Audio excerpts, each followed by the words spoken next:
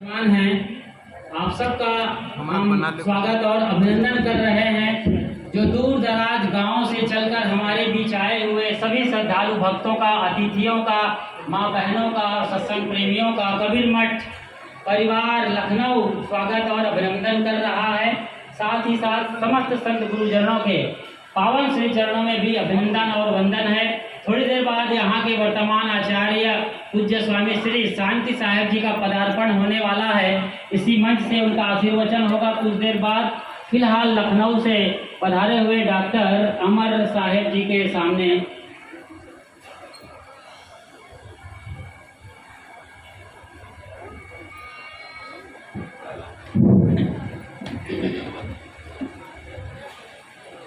साहेब बंदगी साहेब जी को हम लगभग 15 से 18 मिनट तक सुनेंगे। आप और से निवेदन है कि समय गंभीर और तूफान क्रांतिकारी कबीर विचारों से हम सबको लाभित करें। साहेब बंदगी साहेब सतगुरु चरण बंदन करूं, बंदो गुरु धर्मदास उग्र आचार्य बंधु सत्य दया विश्वास।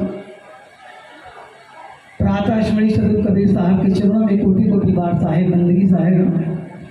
पंत श्री प्रकाश मणिनाथ साहब के पावन चरण कमलों में कोटि कोटि बार साहेब बंदगी साहेब। इस कबीर मठ में आए हुए हमारे आसन पे बैठे हुए महान साहब, बैरागी साहब और इस पंडाल में बैठे हुए माताएं गृहस्थी, सभी के चरणों में कोटि कोटि बार साहेब बंदगी साहेब। कल से इस आश्रम में सदगुरु कबीर साहब के बारे में चर्चा हो रही है कि सदगुरु कबीर साहब हमारे सतलोक से आए इस जीव को उबारने के लिए। बताते हैं संवत 1455 में काशी में लहरता तालाब में सदगुरु कमल के पुष्प प्रकट हुए। संवत 1455 साल गए, चंद्रवार एक ठाठ ठए, जेठ सुदी बरसाइत को पूर्णमासी प्रकट हुए। उसी उपलक्ष्य में ये साहब का कबीर उत्सव मनाया जा रहा है। और मनाने का मतलब है कि बार बार साल में मनाया जाता है कि साहब की वाणी वचनों का प्रचार प्रसार हो, साहब की वाणी वचनों पे हम लोग चलें। जिस समय सदगुरु कबीर साहब हमारे लहरता तालाब में कमल पुष्प प्रकट हुए, उस समय स्वामी रामानंद जी के शिष्य अष्टानंद जी स्नान ध्यान करके वहाँ पे बैठे थे।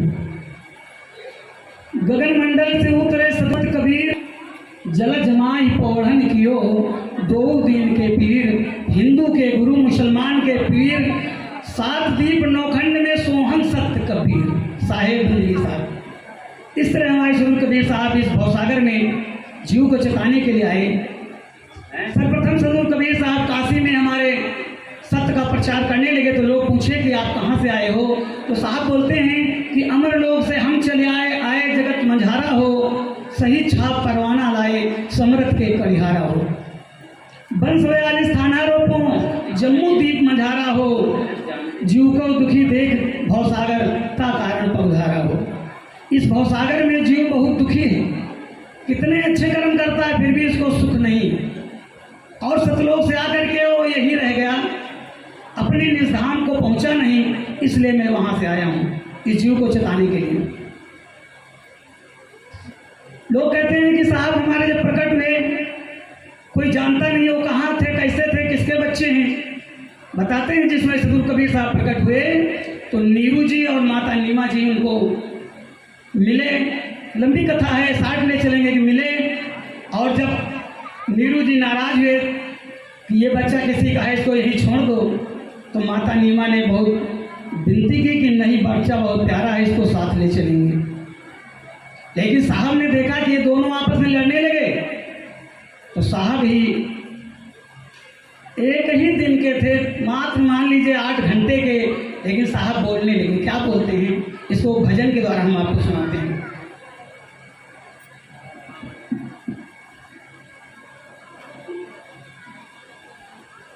साहब बोले कि अरे नीरू, अब हम अभी गति से चली आए,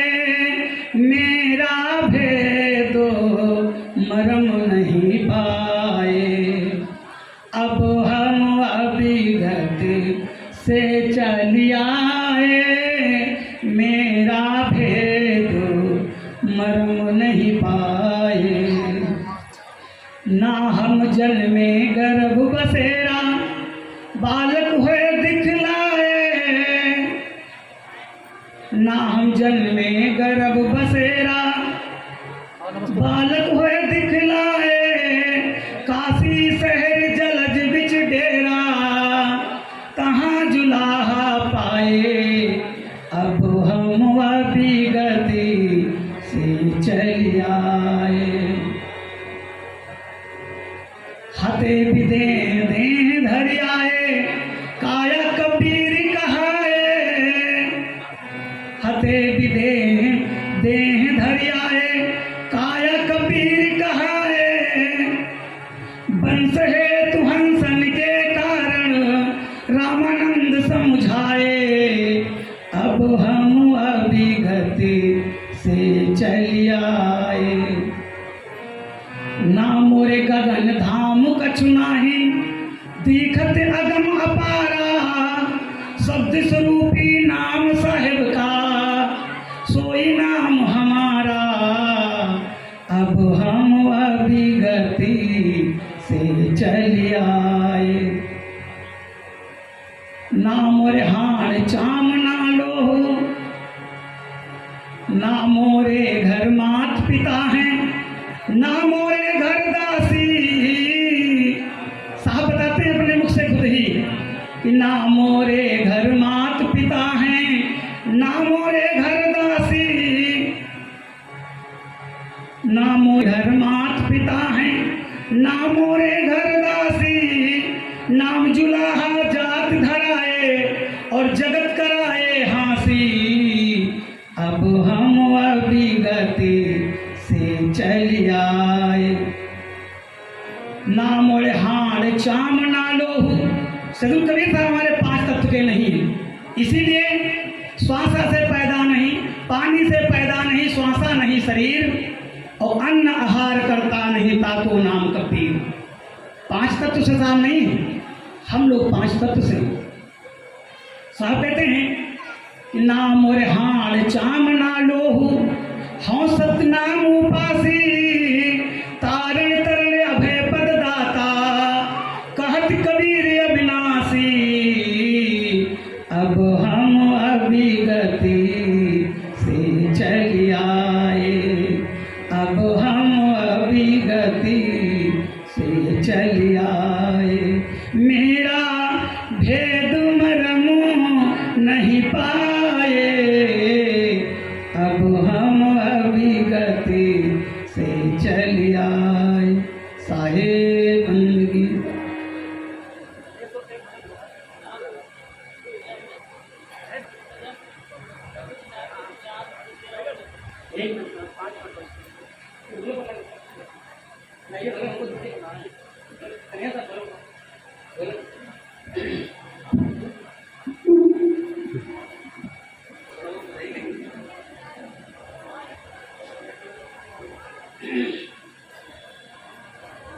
साहेब बंदगी साहब, यहाँ पर अगर कोई ढोलक बजाने वाला साहब का हंस अगर बैठा हो तो कृपया आ जाए मंच पे, बड़ा अच्छा लगेगा। नहीं तो फिर हम बजा तो नहीं पाते हैं, लेकिन बजाएंगे। आइए। गगन मंडल से उतरे सतगुरु सत्य कबीर, जलज माहि पौढ़न किया 2 दिन के पीर। इस भवसागर में सदगुरु कबीर साहब ने देखा कि जीव बहुत दुखी है,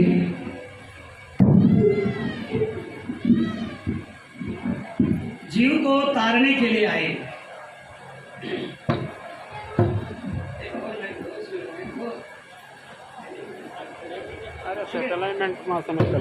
साहेब बंदगी साहेब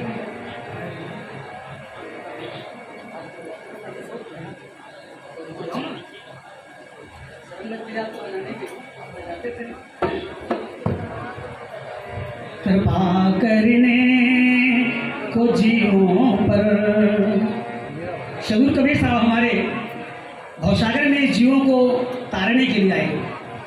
कैसे? कृपा करने को जीवों पर प्रभु सतलोक से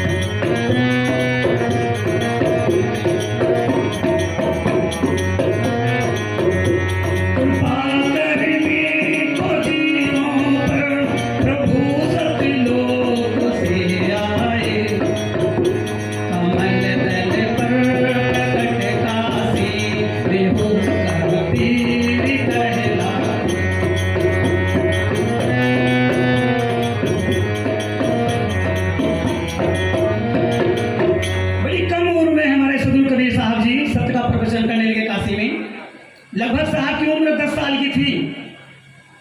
10 साल में बना कर भेष साधु का लगे फिरने घरों घर में।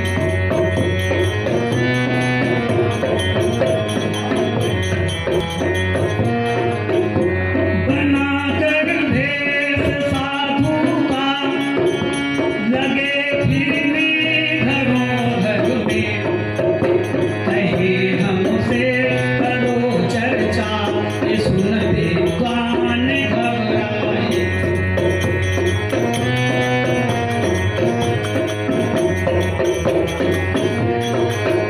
सतगुरु कबीर साहब हमारे 10 साल की उम्र में ही घर घर साधु का भेष बनाकर घूमने लगे और विद्वानों मुल्लाओं से करने लगे कि हमसे आप चर्चा करिए, आप क्या झूठ पूंजा कर रहे हो, ढोंग ढगोचला कर रहे हो, माता पिता को पानी नहीं दे रहे हो, वहां जाते हो गंगा में डूबी मार रहे हो। ऐसे साहब प्रवचन करते थे। एक बात की जवाब नहीं दे पाए मुल्ला लोग, पंडित लोग, ज्ञानी लोग, विवेकी लोग। तो उन्होंने लोग सोचा कि किस तरह इनको हम हराएं।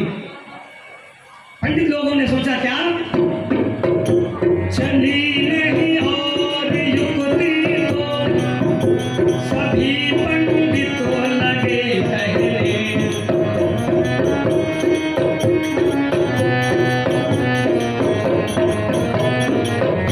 चली नहीं और युक्ति तो सभी पंडित लगे कहने। क्या बताओ ये हमें पहले कि दीक्षा किससे तुम पाए।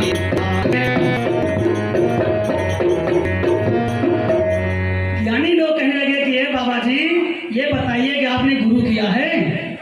अगर गुरु नहीं किया है, सब सत्संग दे रहे हो, सत्य की चर्चा कर रहे हो, ये तो गलत बात है भाई। तो साहब सोचे बात तो बिल्कुल ठीक है। और क्या बोले, न हरगिज ज्ञान दुनिया में कभी परमान होता है।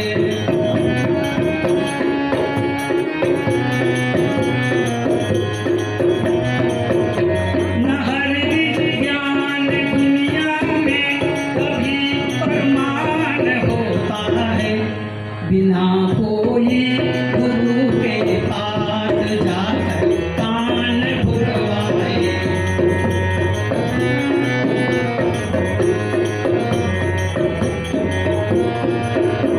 भाई देखिए, गुरु नहीं आया, गुरु के द्वारा नहीं पाए तो ये तो आप प्रमाणित नहीं किया जाएगा। क्योंकि रामकृष्ण से को बड़ा उन्हों तो गुरु कीन, 3 लोक के हुए धनी गुरु के आधे हाथी। संत महंत साधु हैं जेते, गुरुपद पंकज सेवई देते। बगैर गुरु के कोई संत ऋषि मुनि नहीं हुआ। जहाँ तक कि अगर बगैर गुरु के नारद जी इतने ज्ञानी थे, फिर भी विष्णु लोक में उनको आदर नहीं दिया गया। क्यों नहीं? गुरु नहीं किया था। फिर क्या होता है, हमारे सतगुरु कबीर साहब जब ये वाणी सुनी कि हमने गुरु नहीं किया, कोई मेरा सत्संग नहीं सुनना चाहता है, तो उन्होंने सोचा कि यहाँ पे स्वामी रामानंद जी हैं, उनके शरण में जाकर के गुरु दीक्षा ले लेनी चाहिए। लेकिन जब वो आश्रम में पहुँचते हैं तो वहाँ के संत लोग उनको जाने नहीं देते। क्यों? स्वामी रामानंद जी हमारे उच्च कोटि के लोगों को मंत्र देते थे और निम्न जातियों को तो वहाँ अंदर जाने का अलाउ नहीं था। और साहब तो हमारे थे जुलाहा के घर, तो वो कैसे जाते? अगर बादशाह सिकंदर से बात करनी होती थी कि स्वामी रामानंद जी बीच में पर्दा डाला देते थे, उधर वो खड़े होते थे इधर, तब बात में सत्संग प्रवचन होता था उनका। लेकिन साहब हमारे कबीर साहब भी ज्ञान के भंडार हैं, कुछ कम नहीं। क्या सोचा, ये सुन कौतुक, एक कौतुक भरी बात है। जब साहब ने सुना कि इन लोगों के मन में कौतुक है कि इन्होंने गुरु नहीं किया है। अरे साहब कहते हैं कि मत कागज छियो नहीं, कलम गयो नहीं हाथ, और चारों युगों का महात्म मुखई जनाई बात। हमारे सतगुरु कबीर साहब का क्या जरूरत था गुरु करने का? लेकिन गुरु महिमा, गुरु का मान रखने के लिए साहब ने यहाँ पे गुरु किया। तो साहब ने क्या किया, ए सुन कौतुक किया ऐसा, धरो गुरु को भगता।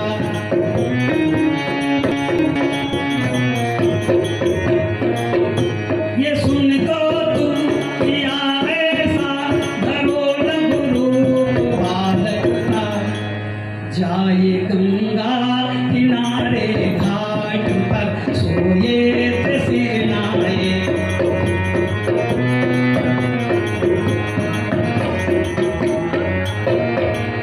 साहब ने सोचा कि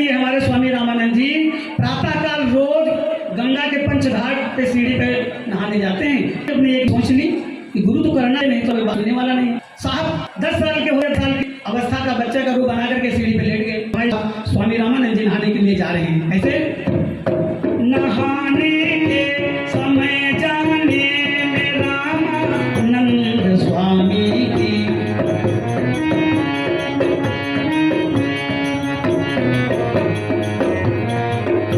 नहाने के समय जाने में रामानंद स्वामी की खड़ा हूँ आ लगी सिर में तो दैया कह के चिल्लाए। खड़ा हूँ आ लगी सिर में तो दैया कह के चिल्लाए।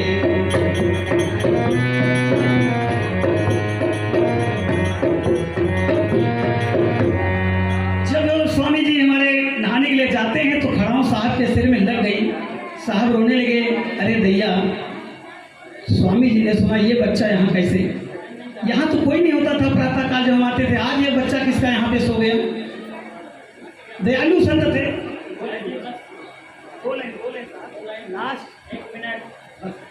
तो दयालु संत थे स्वामी, उठाकर गोद में बोले।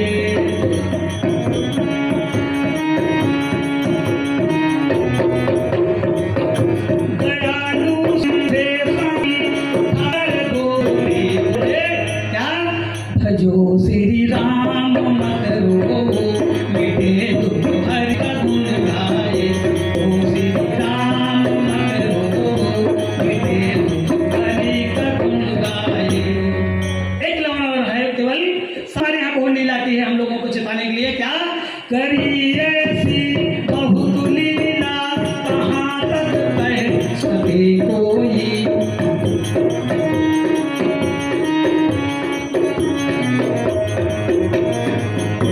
करी ऐसी बहुत लीला, कहाँ तक कह सके कोई। मुक्ति धर्मदास है जग में। धर्मदास जी हमारे कहते हैं मुक्ति धर्मदास है जग में, उन्हीं की शरण में जाए। आदरने को भगवान प्रभु सब लोगों से आए। प्रभु सब लोगों से आए। साहेब बंदगी मनोज सकल साहब, हंस को साहेब बंदगी। साहेब ये माइक यहाँ लाए हैं, माइक मास्टर जो यहाँ पर, इधर दे दें माइक। अभी आप लखनऊ से पधारे डॉक्टर अमर साहेब, ये माइक बोल आप अपना करो। ये लाइए इधर, ये इधर इधर।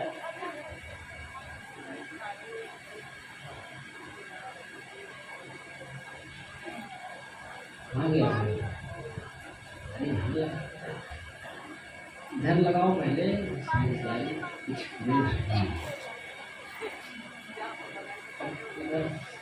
चलिए माइक दे दीजिए। अभी आप साहब के बहुत तरंगकारी और मनमोहक वाणियों से लाभ ले रहे थे। कबीर साहब को लोग अलग अलग रूपों में देखते हैं।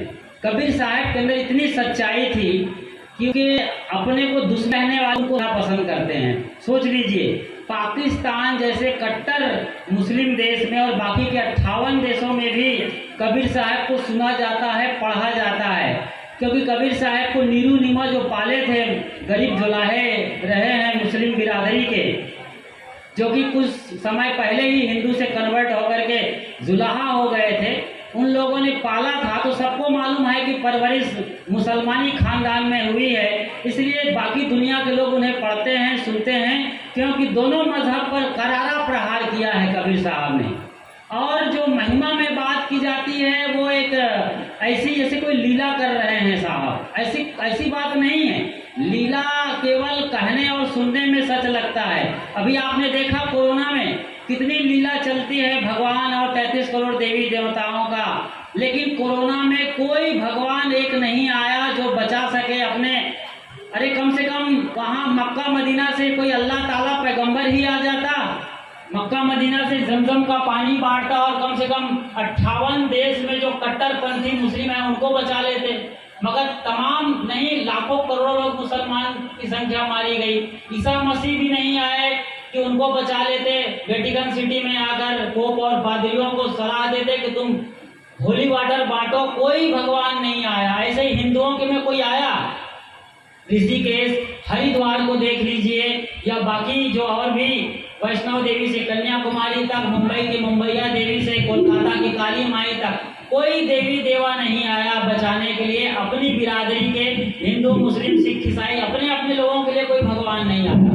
उल्टे सारे मंदिरों में, सारे मस्जिदों में, चर्च, गिरजाघर, गुरुद्वारों में बड़े बड़े ताले लग गए और भगवान को सैनिटाइजिंग किया जा रहा था फव्वारे लगा करके। समझिए इन चीजों को। ऐसे ही साहेब सतलोक से आ सकते हैं, जगत के सृष्टिकर्ता माने जाते हैं, लोगों के पालनहार कहे जाते हैं, तो कबीर साहब कम से कम कबीर पंथियों को बचाने क्यों नहीं आए? तमाम नहीं, लाखों की तादाद में कबीर पंथी मारे गए, कितने संत निपट गए। कबीर साहब की आरती पूजा चौका करते करते कितने महंत चले गए। कोई कबीर साहब किसी कोने से प्रकट नहीं हुए बचाने के लिए। महिमा में अच्छा लगता है सुनना उनना, लेकिन रियलिटी नहीं है। कबीर साहब ठीक वैसे ही आए थे जैसे हम आए थे। कबीर साहब की वाणियां उनकी प्रमाण है। साहब जो वाणी गा रहे थे वो धर्मदास साहब की वाणी है। धर्मदास साहब अभी कुछ बरस पहले ही हुए, मतलब साल 2 साल कह लीजिए आप, माफ करिए 200-300 साल बरस पहले। धर्म साहब का और कबीर साहब के जीवन काल को हमने खंगाला है, ऐतिहासिक अध्ययन किया है, तो धर्म साहब और कबीर साहब आपकी बात तो नहीं मिलता है। हम धर्म साहब की कोई अवहेलना नहीं करते।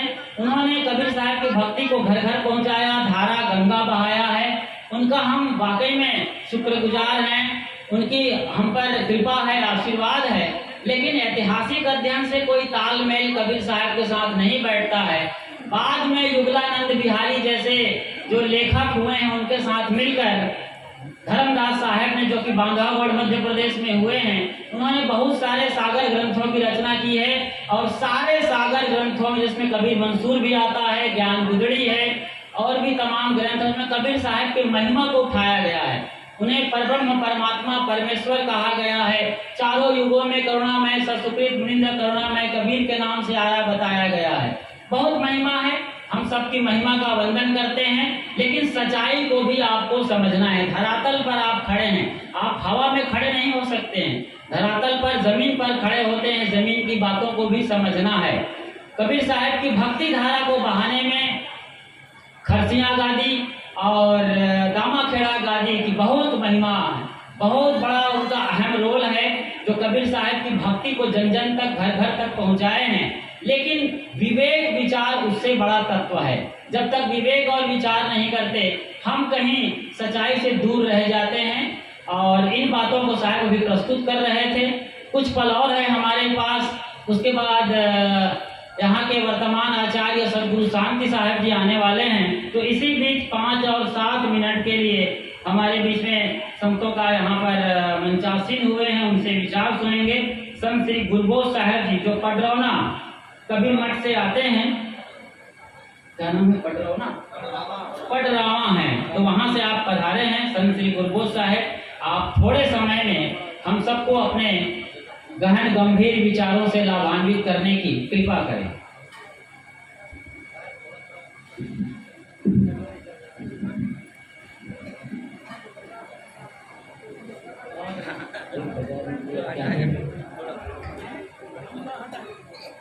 बोलिए सदगुरुदेव की जय। अर्चनीय बंदनीय संसार श्रद्धामूर्ति देवियों, आज सदगुरु कबीर साहब की जयंती मनाई जा रही है।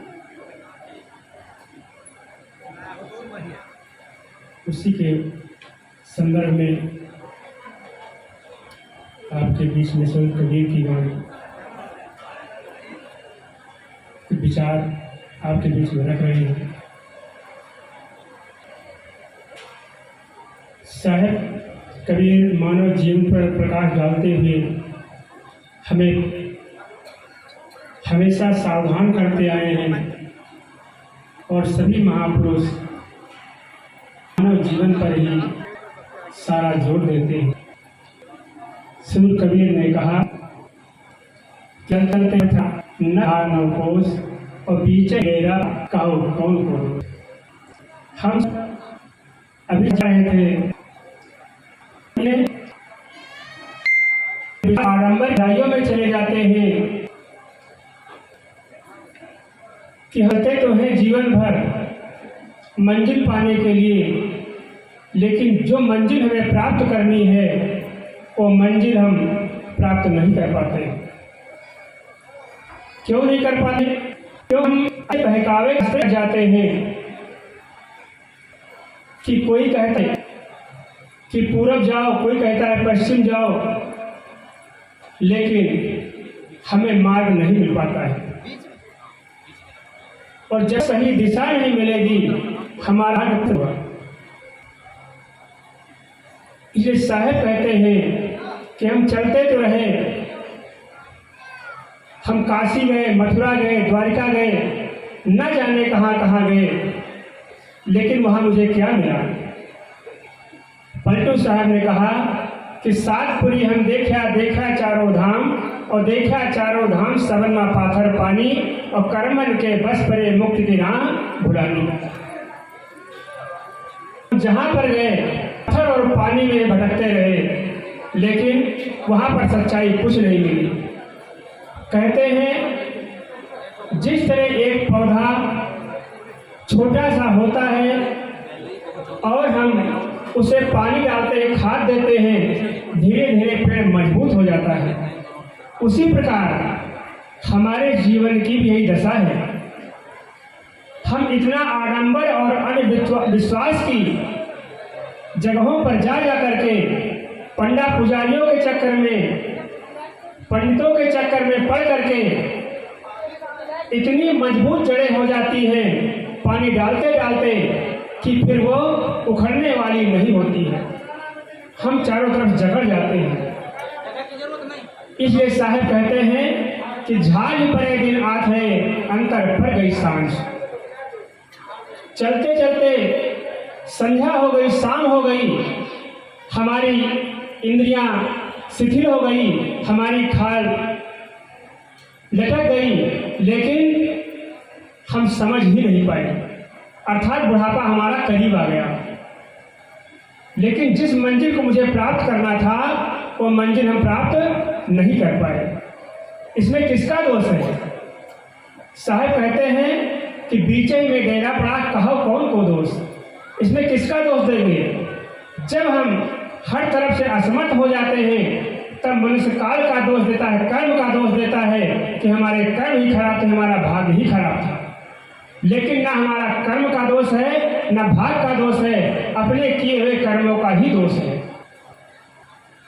इसलिए पति जी महाराज ने लिखा कि मिल रहा है उनको जो कि पहले दिया है, और उसी का फल सामने है शुभ अशुभ जैसा किया है। और बीज अनुचित कर्म के यदि बो चुके हो अब न बोना, उठो मानो आँख खोलो सो चुके हो अब न सोना। जो अब तक हम अज्ञानता में हमारा समय बीता है या जो बीत है वो समय हम निरर्थक में ना गंवाएं। संत गुरुजनों की वाणी जो हम ग्रहण करें और धारण करें, मानव जीवन का कल्याण तभी होगा। अभी साहब ने बताया कि हम गंगा में जाते हैं अपने पाप धुलने के लिए, लेकिन पाप कहाँ है? पाप तन में नहीं, पाप मन में बसता है। और जब तक हमारा मन पवित्र नहीं होगा तब तक हमारा पाप कभी नहीं धुलेगा, कभी नहीं हटेगा। इसलिए कहते हैं कि राम भक्ति जहाँ सुरसरी धारा, गंगा कहाँ बह रही है? जहाँ संतों का सत्संग हो रहा है। अगर ऐसी गंगा में हम डुबकी लगाएंगे वहां पर हमारा